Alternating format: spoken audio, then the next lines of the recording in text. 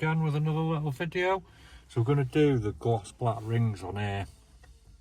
So we do these in carbon, all different sorts of colours, tricolour, red, white, green, etc. So obviously have a look on the website for the different variations. So again, as always, we get with it a little adhesion promote primer.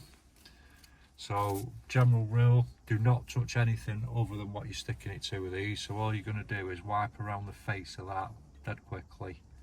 They're very sticky anyway, these, and they do they just dab it on.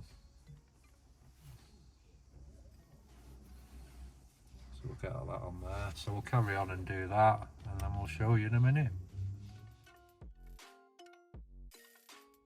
Okay guys, so there you go. So you missed the painful bit of getting the tape off the back of them, so you need something sharp, you know, a dead small screwdriver. We use scissors and basically just peel it off without taking the tape off the actual thing.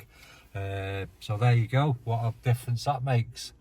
Keep liking, subscribing. You can get these on our website, www.KillAllChrome.com. Loads of other stuff on there as well, so have a look through the different videos.